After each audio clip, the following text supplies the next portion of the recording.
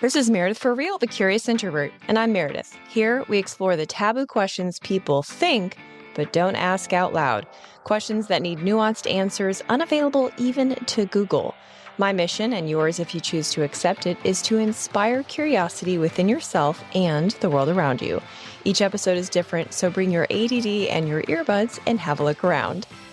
Real quick, before I jump into this week's episode, could you pause this and just check to see if you're following or subscribed or whatever it is that your podcast app calls it for this show? And if you're not, hit that little button for me so you never miss an episode. It's one less thing you have to do for the new year. This week's guest is a hybrid of story time and jobs that you didn't know existed. He's a prison consultant. Hopefully, none of you will ever need his services. He shares behind the scenes of working at a pill mill, the worst part of his prison experience, and what a prison consultant does. He also shares something that he's never shared before, which is his cocaine addiction after prison. If you end up liking this episode, you'll also like the one I did with a felon turned million-dollar entrepreneur, and that is episode 18, all the way back. All right, friends, keep it curious. There are life events we plan for, and those we hope to never plan for. My next guest is someone who has done a lot of the latter. He was recruited to be an office manager at a Georgia pain clinic. The pain clinic was really a pill mill, and the pill mill was raided. And in 2014, he went to prison. But right before he did, he made a Hail Mary YouTube video asking for advice on how to survive a prison sentence. After serving 2 of his 5-year sentence, he re-entered the world to discover the video had become popular. So he made a business. Now he's helped hundreds of people with his federal prison consulting services with sentence reduction and coaching. Today, he's going to share how the story of his struggles before and after prison have come so far and what prepping others for prison is all about. From behind bars to behind the mic, Florida man, RDAP Dan Wise. Thanks for being here. Hey, Meredith. Thank you very much, Florida man. You never get tired of hearing that one. How are you doing? Good. You know, I had to put that in there. Yes, I had to. I feel like I should have an alligator in the background or something. Exactly. Yeah, it doesn't matter where you move. You'll always be a Florida man. You know, I was talking with some people like in the prep of this, and most people had known someone who'd been to prison, but most people had never heard of a prison consulting business, which is interesting to me. But most people have heard of, you know, the opioid crisis, and probably many of those people have had someone that they love affected by it. So I thought that would be a good place to start, since that's essential. It's like its own character in your story. And so I wanted to ask you, you were working at a call center, I believe is how the story goes, and you got an offer to work as an office manager at a pain clinic. When they offered you a monthly salary of $10,000, did that like set off any alarm bells for you? Like maybe there's something up here? It should have in the regular world, but the call center industry that I'd been in for so long, that in sales oriented jobs, things of that nature, it wasn't unheard of to be able to make $10,000-$15,000 a month in a commission driven type of environment. But the red flags were there, and I just was so blinded by everything that I definitely avoided it. So it felt sketchy, but you just decided to kind of push through it? Yeah, you know, when everything you've done up until this point has probably been somewhat of a sketchy type of job, from credit repair to loan modifications to just shady mortgages, you kind of forget what shade looks like. You become so complacent in that world that you don't even feel like you're doing anything wrong. I can see that. I could see where like your baseline of what is legitimate would probably be a little off kilter. Yeah. So can you kind of paint a picture of what this pill mill looked like, what the patients look like, what the process of them getting the meds was? Because I don't know that most of us have that sort of image in our head to reference. Right. So when I officially got the job, which I had to basically wiggle my way into, when they gave me the position, I was hired as the office manager of a pain clinic in Savannah, Georgia, which they were transferring me from Florida to Georgia. And I had no doctor office experience, no medical experience at all. So they're like, yeah, we're going to have some nurses on staff that are going to train you. But before we place you in the actual pain clinic, we need you to do some marketing for us. They had me and a couple of guys with walkie-talkies or rental car go rent a hotel room in Jacksonville off of Blanding Boulevard across the street from one of the largest pain clinics in the United States at this point, owned by the George brothers, who there's a Netflix documentary on now. You can go and view that. But while we were there, they would have somebody up in the hotel. They'd have me and another guy like down in the car. And when they would see an out of plate tag from like Ohio, Kentucky, wherever, pull into this pain clinic, they'd wait until they would leave. And they'd call us on the radio to go flag this person down to basically, run them off the road, convince them next time they're going to go to a pain clinic instead of coming to this one, which is so far away, stop in Georgia. It's less of a trip. But when you would see the type of people that we were kind of pulling over in sense, they, most of them were barefoot. They look like they haven't showered in days, a lot of missing teeth, very just disheveled, hadn't showered, looked very confused, looked very, very high. And at this point, I really didn't have much of a picture of what a pain clinic was. So I didn't know how bad the opioid addiction was. You would see kids in the car. That was the sad part. You see like little kids in the car that just, parents didn't have anybody to watch them. So they took them for this, 3 or 4 day road trip. And it was a very disheartening, kind of almost like an internal darkness that you'd feel while you're doing this. You knew something was wrong, but you couldn't quite place your finger on it because you were still trying to lie to yourself for the potential money that you thought you might be able to make. Agreed. Oh my gosh. That is so dismal sounding. Yeah. And I didn't know that about the Jacksonville reconnaissance. That part. Yeah, that was their marketing. When they said we're going to have you do marketing for us before they sent me there. When they said marketing, I'm thinking Facebook ads, Google AdWords. But no, they're talking about straight up poaching your competition. And it got bad. I mean, the competition would come after us with bats, and cops would show up. And there was a part of it that was exciting because it was exhilarating, but the other part of it was like, fuck, I think I might get killed one day out here doing this. I didn't know that was going to be part of it at all. When they told me what a pain clinic was, they kind of described it as an urgent care clinic. But when they said $10,000 a month, they were basically like, they justify that with, we need somebody that can manage everybody. We need somebody that can keep track of the money. They're going to be overseeing day-to-day operations. I mean, they made it sound like there was going to be a lot of legitimate side to it. But if you'd have been standing in my place listening to that, Meredith, you probably would have ran the other direction, because it was basically like having Tony Soprano and his goons kind of outlining the business plan.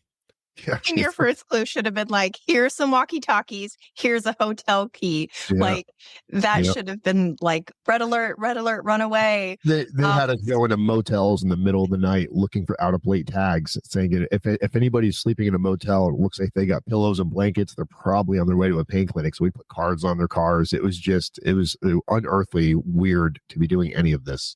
The thing, I'm jumping ahead a little bit, but the thing that I appreciate about your story so much is that you have this part of it that's completely hilarious because it's too weird to be true, and yet it is. If it didn't kill so many people and destroy so many lives, you could make this into a pretty good comedy. Absolutely.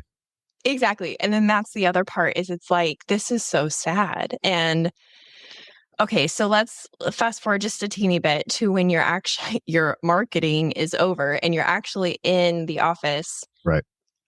I'm wondering about the timeline, because I was reading about when kind of the opioid epidemic kind of coming to an official end, right? Because you were arrested in 2014, and I want to say, according to Wikipedia, it was like 2016, 2017. I was arrested in 2011. Oh, 2011. I didn't go to prison until 2014. Yeah, they had already started shutting down states. This is why we had to go to Georgia versus Florida.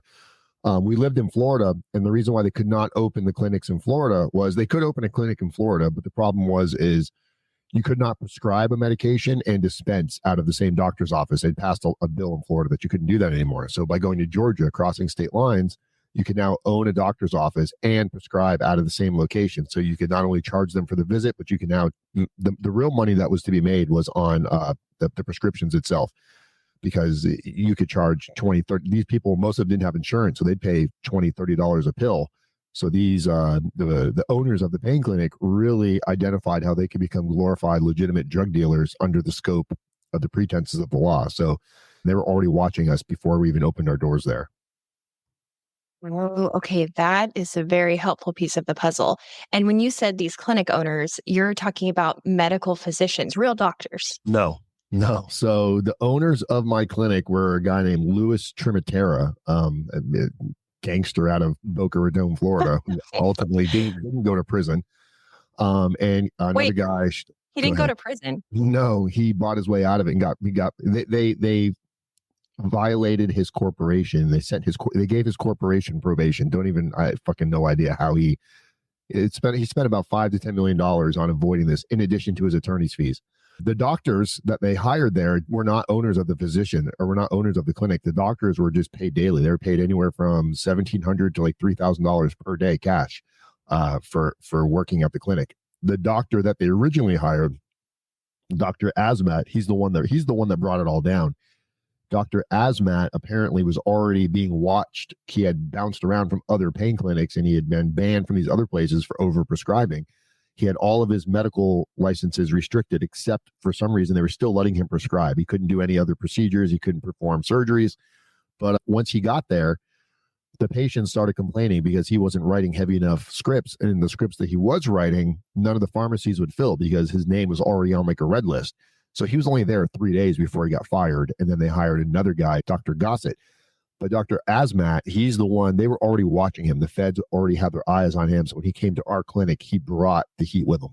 Oh my gosh. I have so many thoughts about that. Yeah. Wow. Okay.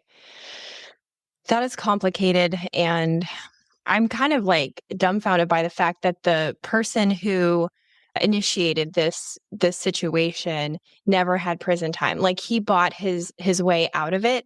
Yep. And you had prison time. The Everybody else employees had had prison time. I think your girlfriend receptionist, right? Yep. She had prison time, and you had the same prison time as the doctors. Well, right? 2 doctors. The doctor that was there for 3 days, who got fired for not writing heavy enough, he ended up getting an 11-year sentence because he wouldn't take a plea deal. The doctor that was there the majority of the time, Dr. Gossett, took a plea deal, and he got the same sentence as me, 42 months. So for the process from initial arrest to conviction, what did that feel like for you? Oh, man, it's such a memory that you try to stomp out, just because it's like, even listening to you read the beginning of this when you're like, Georgia Pain Clinic, it reminds me of watching the news, the headlines when we were in the news. I tell everybody going to prison sucked for sure. Nobody wants to go to prison, but the real prison sentence was from the time of the initial contact in 2011 when we got raided by the feds until I actually went to prison in 2014. Because you're hit with all these original charges, these conspiracies and RICOs, and every charge under the sun. It was like a 42 count indictment, and if I had gone to trial and lost on these counts, it would have been 25 years to life in prison for working at a doctor's office. Not justifying it all, but it was by far the worst feeling in the world, because I have little kids, and I'm like, how do I tell my kids I'm going to go to prison for 20 years? Not to mention, everything and anything I knew about prison was what I saw on TV, the TV show Oz, where people are getting, raped and extorted and beat up every day. And you just think prison's going to be like that. And you're like, what should I do? Only thing I could do was start gaining weight and growing out a gnarly beard, and thinking if I was fat, dirty, and smelly, no one was going to rape me or molest me. These were legitimate thoughts that went through my mind until I actually got there. It was quite the emotional roller coaster. Best way I can explain it is if you've ever had a family member that was dying of cancer and you knew they were going to die, you just didn't know exactly when, and you're trying to go visit them, and it's really eating into like your regular life. As sad as that sounds, when somebody's passing away, it takes up a lot of your time because it's emotional and nothing you can do to stop it. It's like watching somebody die slowly without any ability to step in. So it really felt like I was just watching myself slowly die, and everybody around me, because I'm still out on pretrial at this time. I'm still out in the real world. People are going on trips and buying houses and thinking about what they're going to do next month. And hey, Dan, we're all going to go on a ski trip. Do you want to go? And it's like, fuck, man, I might be expired by then. I don't know where my life is going to be in 30 days. So as much as it was nice to be out that entire time, at the same time, the amount of distress that's over your head is you don't enjoy one day of it. Every single day when the phone rings, you're thinking like, I'm going to be in prison. I'm going to be in prison. And you shared with me off mic that you considered suicide. Is that pretty common for your clients? That goes through their minds a lot? Yeah, I mean, I think a lot of people in general watching this at some point have been in a down spot in their life where I'm not going to say they attempted suicide, but the suicide crosses people's minds when you get into a negative boo-hoo, woe is me spot. But yeah, I definitely did. Started drinking a lot. I wasn't big into drugs at all at that point. So it was more of like an alcoholic induced, I didn't have enough money to fight this. This isn't fair. The government's coming after to get me. Why didn't my parents teach me better? I was blaming everybody under the sun to the point where it felt so awful that, escaping reality seemed like a good alternative, to the point where I was sitting in my closet with something around my neck, hanging, get ready to just kind of sit down and take the stress off and say lights out. But, my little dog, Ted, sitting there looking at me and just kind of, I don't know, something snapped out of it real quick. So it would have been real easy to do it, but that wouldn't have been a solution. That just would have caused more chaos and wreckage throughout my entire life with everybody that's left behind. But yeah, the thought was definitely there. And fleeing, and going on the run was definitely there too. And this must be so interesting now for you to connect with your clients who are having all this stuff go through their minds, but you didn't have the benefit of having someone like you helping you at that moment. No. You did the Hail Mary YouTube video asking for advice. And so when you came out of prison and you were able to look at the video and see what was going on and seeing it was getting a lot of traction and you made the business from it, who then became your very first client? Do you remember? Yeah, actually, if you Google Hunter Moore, Revenge Porn King, they did a Netflix special on him. Wow, way to start things off with a bang. That was your first client. He was my first client. He wasn't my first paid client. He was my first client. I was doing the consulting from my little office. I was still living in the federal halfway house at this time, but I started getting this message on, I forgot what it was, email or whatever, and it was a guy whose his handle was That Fish Scale, and apparently fish scale is like code for cocaine, which I had no idea at that time. And he just kept asking me kind of questions. He didn't want to tell me who he was. And I started answering his questions. Finally, one day he's like, "Hey, I need your help. I'm going to give you my name, but please don't Google me." That was his first thing he said. And of course, when you tell somebody, please don't Google me, I don't care who you are, first thing you're going to do is hop on Google. I thought it was going to be some kind of child pornography type of a thing, the way he said, don't Google me. So when I looked it up, he had a website called Is Anybody Up Yet? Or Are You Still Up Yet? Or something to that effect, where let's say you and your husband or you and your ex-boyfriend made a provocative sex tape and you guys break up. He would take that, the boyfriend would submit that information to his website and put you kind of viral. Then they'd put your YouTube your Facebook stuff on there, all your personal information, kind of ruining these women's lives. And he started hacking computers to get the information to get stuff that he didn't already have. Long story short, he got indicted, went to prison, and reached out for my help, but really made it sound like he didn't do as much as he did. And it did sound a little far-fetched because the government is known for overreaching. So I did believe him to an extent, but come to find out later on, he was pretty guilty. But he was my very first client, Hunter Moore. Jeez. Okay.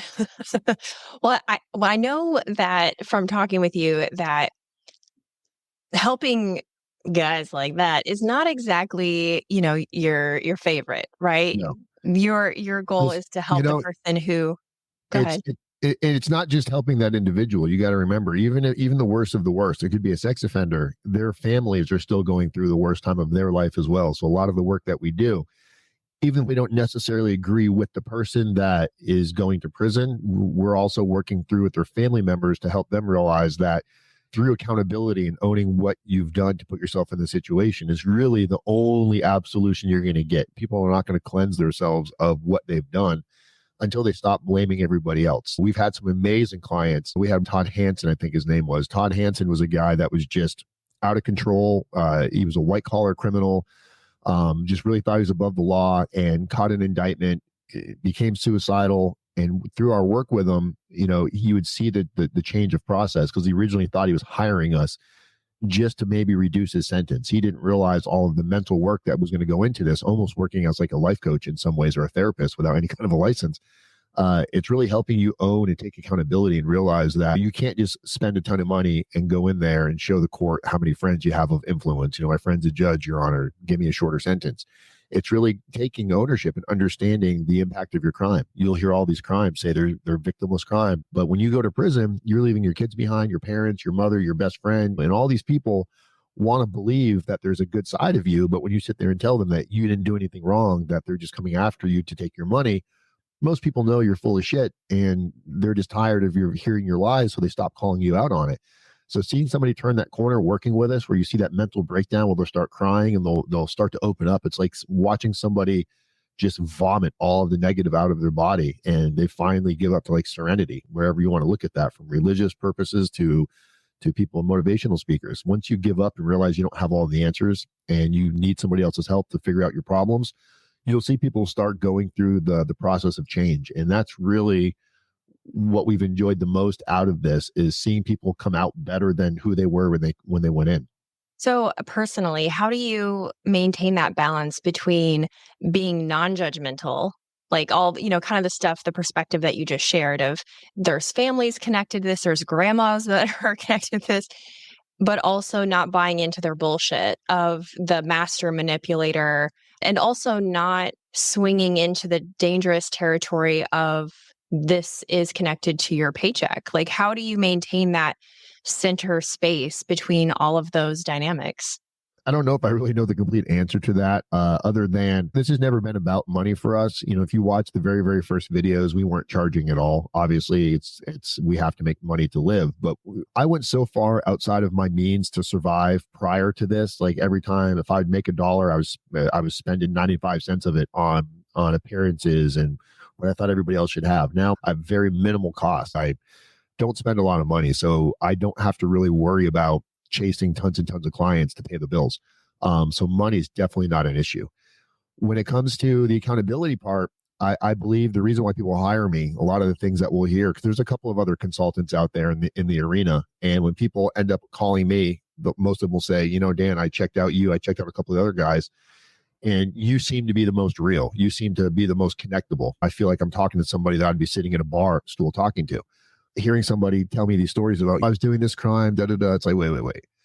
At some point, I get it. You didn't plan to go out and like Dr. Evil the world, but if you could redo everything right now, I'm sure you can see some of the red flags, and there's something you would have done different.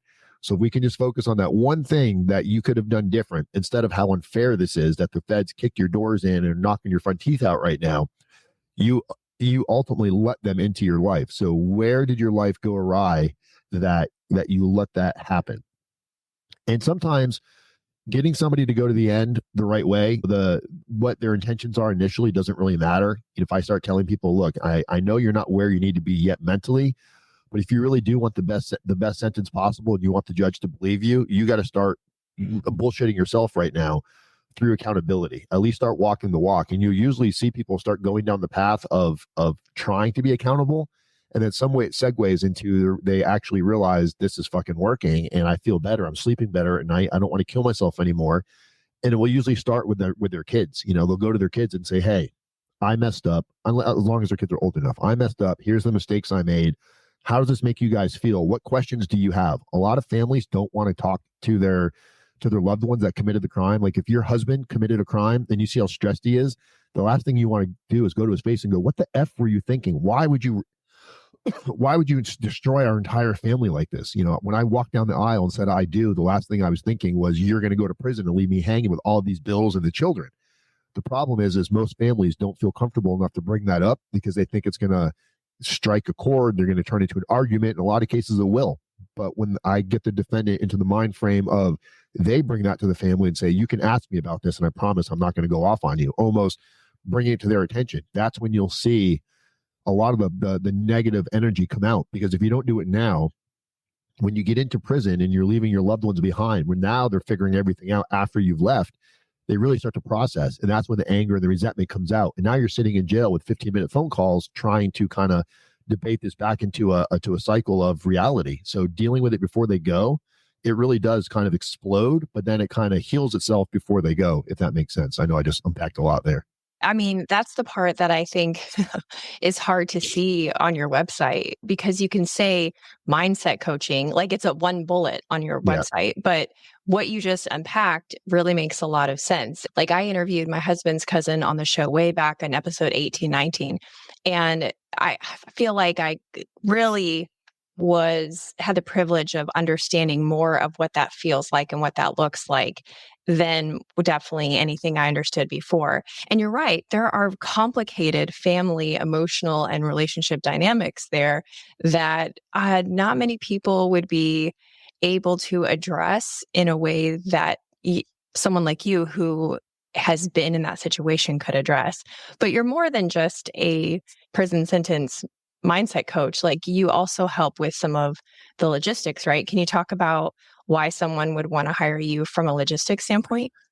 Yeah, the sentence reduction, not everybody's going to be a client for us. If you're facing a federal prison sentence because you gunned down a family of 4, you probably are going to pass RDAP Dan in the phone book, because there's not much I can do for a situation like that. But for a lot of these individuals, like white collar crime, Capitol riots, you name it, PPP fraud, SBA fraud, when it comes time for the accountability portion of it, everybody that's going through this for the first time, that's never been in trouble before, they all feel like it's the first, like nobody's gone through this before. They think that there's something unique about their situation, that the judge is going to see that they're a really good guy and they have kids at home and they shouldn't go to prison because they're doing great things in their community.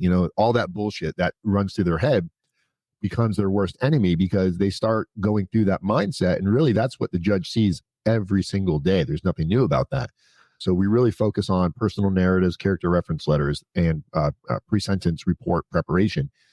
The personal narratives and the character reference letter, that's going to be the letter that you're going to write to the judge on your behalf as the defendant. And then it's going to be the letter that your friends and family are writing on their behalf to the judge as to what they see as your character. We don't want those letters to look like every other letter the judge has seen. So if you're writing a letter on behalf of your husband, you don't want the letter to be like, oh, my husband's a really good guy. He's a great father. He made a mistake. He's sorry. Your Honor, please go easy on him. We have a small child at home. This is going to be so hard on the child. That's the real victim in the case. That's all true, but the judge is just going to negate all that and say, well, sweetie, your husband should have thought about that before he fucking went off and committed a bunch of crimes, which that's the reality. Why wasn't your husband thinking about that at that time? Why is it so important now? Because he's going to prison. So having you write letters around the aspect of, I can't believe the person I married made these kind of horrible decisions, ruining our life. You really want to go in and kind of attack them first, and then coming back with, the reason why I'm still supporting my husband is he's taking accountability for this. He's not blaming anybody. He's using this instance as a cautionary tale for my child. He's out getting involved in the community right now. He knows he's going to go to prison. He's looking forward to taking advantage of programs that are there so that he can make sure that he doesn't have the same type of mindset when he comes home. So whatever type of prison sentence Your Honor feels is fair, my husband's going to run with that. It's getting that mindset. So that kind of stuff can really stand out to a judge, because it's not what a judge is used to seeing at all. And when a judge sees something for the first time, you really invoke a different response. You get the judge to raise his eyebrow and almost go, you know what? I feel like you do understand the impact of your crime. You're not just coming in here and parroting what everybody else says. So either, a reduced sentence, maybe probation, which we see all the time. Then there's programs that people can qualify for that can reduce some of their time. And unfortunately, you have to qualify for some of these programs before you get into prison. It really takes place in what you're telling probation. And many times substance abuse can be an issue, whether it's alcohol, prescription pills, marijuana, drinking too much wine, whatever it might be. When you get to probation, when the probation asks you, do you have any type of substance abuse problems? Most people will automatically say no. Then they get into prison and they realize there's a program in there that can reduce your sentence. And when they try to go get it, the RDAP coordinator or the prison psychologist will review straight to your pre-sentence report under the substance abuse area. And if it's not outlined in there that you had some sort of an issue 12 months prior to the arrest of the instant offense, at that point, they'll say, oh, you don't qualify because you did not disclose this earlier on. And the fucked up thing is, many times the attorney will tell them, don't mention it. Or the attorney won't tell them how important it is, because they don't have a full grasp on what happens after your sentence. We're not here to do the attorney's job, but this is why so many criminal defense law firms hire us now, because the work that we do is just outside of the scope of what they do. It's not stuff that they focus on. So if the client prepares properly for the best possible outcome, whatever that's going to be down the road, is going to start by them preparing for the release today, not once they get to prison. Hey, Curiositors, just a quick pause to show gratitude to our sponsors and give you some special deals. If you're new here, you may be surprised to know that the beautiful backdrop of my show is not a virtual screen. It's a real place that you can really rent inside of the Pensacola Museum of History. The exhibit space is called Trader John's. It's an old bar in Pensacola whose owner was just as eclectic as this town. And it's perfect for birthdays, work events, award ceremonies, retirement parties, family reunions. So don't pick another boring venue space for your next event. Give the Pensacola Historic Trust your business and make your event super memorable. Learn more at historicpensacola.org. The weather is cooling down here in the southern U.S., and that means it's fire ant season. For those of you not from the South, fire ants are about as pleasant as they sound, and their bites pus up into an itchy red mess that takes forever to heal. I recommend Insect for pest management because I've been using their mosquito service since 2019, and I love that their work is guaranteed. If you're in the Florida Panhandle or the Gulf Coast of Alabama, give Insect a call. It's ensec.net. Now back to the show. Remember to stay till the end where I give you a sneak peek of next week's episode. There's so many opportunities to kind of mess up, to get tripped up along the way of between arrest and sentencing. There's so many things that can go wrong. I can see where someone would really benefit from having a prison consultant as a part of their team in addition to the attorney. People that get caught up in the system, people that violate, they will always tell you the system was rigged against them. They'll always tell you it was fucked up and they did this to me. But the way it worked for me was I was working on myself from the day I got to prison, writing letters to Dear Future Dan. I wrote a letter every day I was in prison. Every time it was time to take pictures in prison, I was the only guy that smiled. People were like, why are you smiling? You know, everyone else is doing that prison pose, getting down low. It's because I don't want this to be like, I don't want to come out of here and go, look how hard I was in prison. I want to come out of here and go, I used my prison experience to better my life. I tell people religiously that prison was an overwhelming positive experience for me because it really did ground my thoughts to the point when I was talking to my girlfriend on the phone. She had already gotten out, and I was talking about all these changes I wanted to make and how I was looking forward to just like a simple life. And I remember her saying, whatever Kool-Aid they're giving you in there, I hope you take the recipe home with you. So things like that stuck out in my head because that's ultimately what keeps people out of prison, is not allowing yourself to go back to that old way of thinking. You can't hang out with the same people. You can't go in the same neighborhoods. If I get into a car and I don't know somebody, I ask them, do you have any guns or drugs on you? And they're looking at me like, why the fuck would I have guns and drugs on me? Well, I'm a convicted felon. And if you do, throw them on the floorboard. It's being able to hold your friends and family accountable, telling people what they need to hear, not necessarily what they want to hear. And when you get yourself trained around that type of mindset, it's highly unlikely you're going to put yourself into one of those undesirable situations again. I never thought about, if you're a convicted felon and you get into a car with other people, to ask them, excuse me, boys and girls, do you have any guns or alcohol or guns and drugs on you? I mean, obviously I wouldn't ask that. I wouldn't ask that to you, but if we're all out drinking at a bar and we're like, hey, we're going to go to this place. Like, hey, can my friend come with me? It's like, hey, you might be a licensed carrying, but God forbid that might be the one time you got cocaine on you and we get pulled over and you tossed it on the ground. It's being able to say those things out loud is what can save your life. Okay. Well, speaking of cocaine, that was something that kind of tripped you up after you got out. Would you like to share about that? Sure. Yeah. Drugs were not my thing. Even when I was younger, like I was terrified of drugs, smoke a little bit of weed here and there and drink a little bit. But my 40th birthday, I'm 40, I just turned 45, November 27th. So my 40th birthday, well after all of this had gone through, I'm a consultant, and every Thursday night we'd play poker. And this one guy, he would always bring a little bit. I was off of everything. I wasn't on paper or anything like that. So it didn't really matter to me. I wasn't using it. On my 40th birthday, for some reason, when they offered it to me and asked me if I wanted to try it, normally I would have said no. And I was like, okay. And I tried cocaine and it just grabbed a hold of me in a way that I wasn't expecting. I really just assumed that I did not have an addictive personality because I'd never done drugs. And really, I think what it was is subconsciously, something told me, don't try these, Dan, you're going to love them. And cocaine was a wonderful drug. Anybody that's done it for any period of time, they'll tell you it changes your mood. Everything is euphoric. You love everybody. But what they don't tell you is the come down off of it, the money that it's going to spend, the way that you'll start choosing that over your family, you'll start choosing that over meetings, you'll start choosing that over your consultations. You start to see it take a toll. And eventually, before you know it, there's cracks in your entire foundation. And I was lucky enough to have a good support system around me. My savior from cocaine was telling my girlfriend and friends, if I start acting weird, or I'm not answering the phone, or I'm not showing up for like my morning gym meetings, there's a good chance that I did something the night before that I'm embarrassed of. Because coming off of a cocaine bender, the last thing you want to do is you want to go around people. You're tired, you can't talk, you're sleepy. So holding myself accountable by telling other people what my triggers were and what to look for if I was relapsing, it made it real hard for me to even do it at all, because it got to the point where people were asking me, "Are you doing it?" And I wasn't.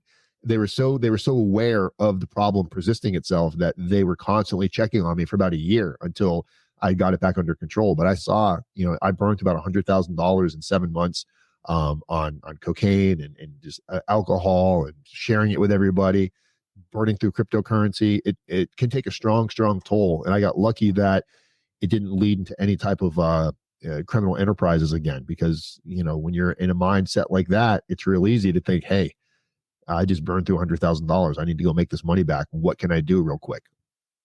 Wow. It can happen. It can happen to any of us, really. Yeah. And that's what's, again, going back to kind of what we were talking about at the beginning, the bringing it home of who can be someone who experiences prison, who is someone who can get caught up in opioid addiction, who's someone who can be on the business end of opioid addiction, kind of like you said, the criminal enterprise. So to close this out today, I kind of have, love your final thoughts on this. It's something that might come out a little clunky, but I think between the two of us, we can figure out. I can't wait for this one. So I'm just curious what your take is on the business of prison, right? The system, if you will. That's not a great word for it, but when I say this, the business of prison, I'm talking about the really big web of what makes your story, the cocaine story that could have happened, what makes it all possible, the people who own the opioid clinics, who used to own them, the MDs, the people like you who turned a blind eye, the prison systems that profit from this revolving door of substance and all of it. But then also, if the system wasn't there, you wouldn't have a business. So you're really the perfect guest for this show. I don't know if you knew that, but I love guests that you're like, I can't decide how I feel about this. That's something I just treasure so much, where you get sort of lost in the nuance of it, and you really start to see the people as people. But my question is, do you have any thoughts on kind of the enterprise of it all, being someone who has been on the receiving end of it, and now you're a part of you might call the service end of it? Yeah. So it's a tough question, because it is. Yeah. You're talking about, like, we all know that the prison system is a business, right? Okay. You got government prisons, private prisons, and without people committing crime.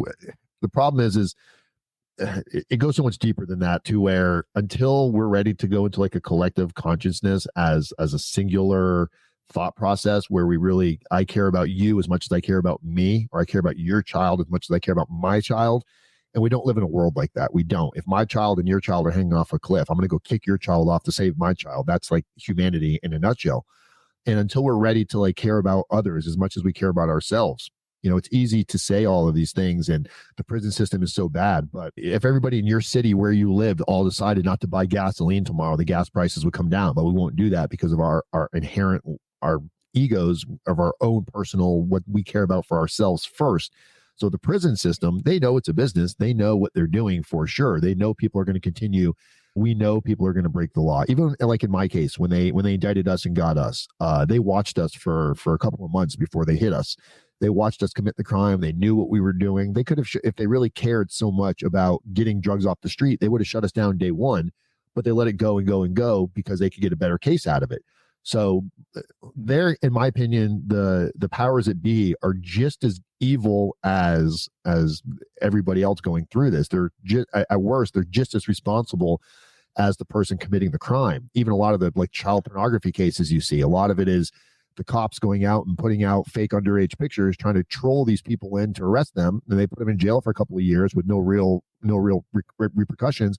They get back out and they repeat same crime. And so the revolving door of the business side of it, it's very disgusting, but I think we have to, pick and choose what parts of it we can play a role in, where we can help. And there's such a strong presence of prison reform. The problem is it becomes left versus right. The right side, I'm wearing a Trump hat, so clearly I kind of like display my beliefs on my sleeves. But just because I'm wearing this hat, a lot of people would say, well, you must hate all gay people, you must be against gay marriage, you must be a racist. And the reality is it's the opposite. I have a lot of thoughts and beliefs that don't align with that type of a thought process, but we judge people based on what we see. And because we're so divided, you'll see people base their choices based on, they'll pick it the same way they pick like a sports team. They don't really put much thought and process into it. If we could kind of put left and right aside and say what's better for humanity, forget about all of the politics, the prison system would probably dwindle away. We'd be able to actually get people help, mental health support, all of these things that they need, instead of just shoving pills down their throat. A lot of people that go into the prison system with severe addiction, a lot of it comes from severe trauma as a child. They went through, not to make that as an excuse, but you don't just fix that with some medication and a prison sentence that doesn't offer any true reform. Now, reform in prison is a whole other concept. They can't force you to do prison reform. When you go into prison, they're not going to make you go take classes. You have to put your mindset in, I want to come out better than when I went in. So I chose to take classes. I chose to better myself. I chose to stay away from the gambling. I chose to stay away from the sports. I chose to stay away from all the drugs and activity that were in prison because it was just as prevalent there as it was in the streets.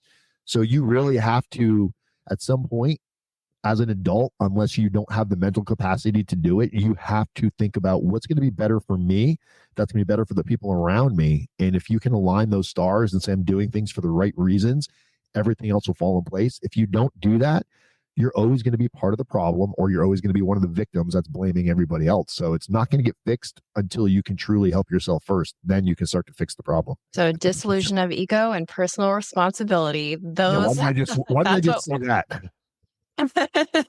Because what you said was way more interesting.